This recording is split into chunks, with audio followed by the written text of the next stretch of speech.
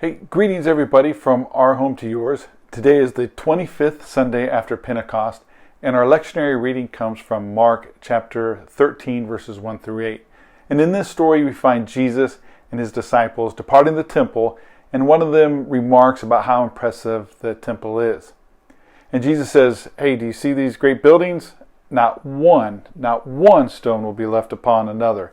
All will be torn down. So his disciples then ask, when will all of this take place? When is all this going to happen? And he warns them.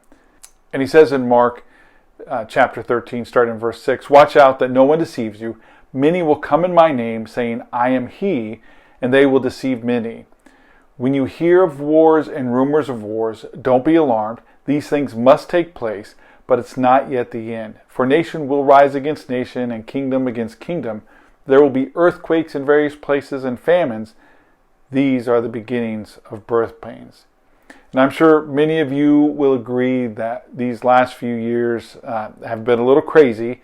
And to add to that craziness, there are a lot of people talking about the end of the world and the mark of the beast. And some folks have even used this verse here in Mark, pointed to that as proof text for the statements that they make about the end of the world.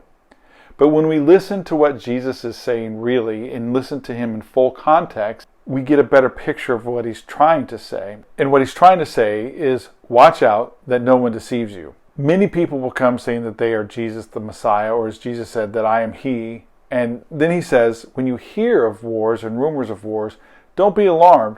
These things must take place, because it's not yet the end.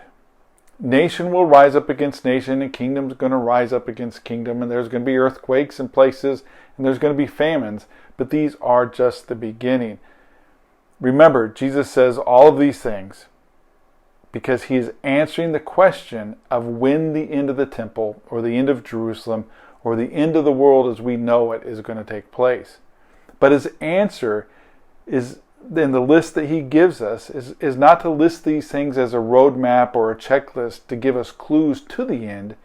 He's not trying to get us believers then or now to start trying to figure out when the end is coming and start worrying about it. His point is to be careful. There will be an end, and there's people who are going to deceive you about the end, but no one knows when the end is coming. So quit worrying about it. And I think the implied meaning that Jesus is trying to tell us is, quit worrying about it and start living. I truly believe that we as Christians a lot of times miss the point about being saved. We are not saved just to go to heaven. If that were true, when we said the sinner's prayer or raised our hand when no one was supposed to be looking at church, poof, we'd be in heaven. But that didn't happen. We're still here, right?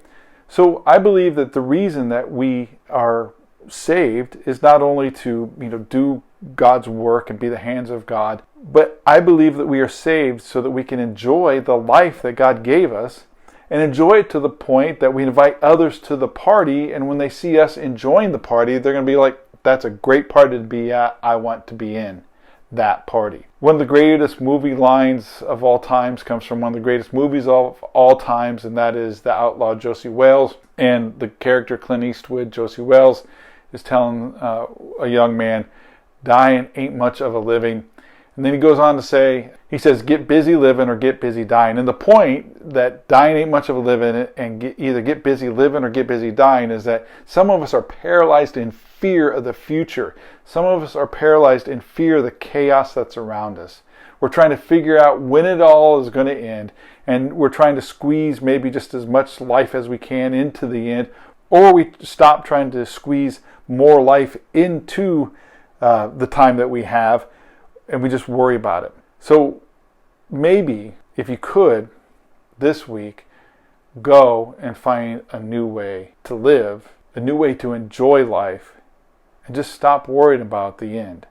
Because the end's going to happen, and we can't stop it, and we have nothing to do about it. So go, find something cool and enjoyable to do.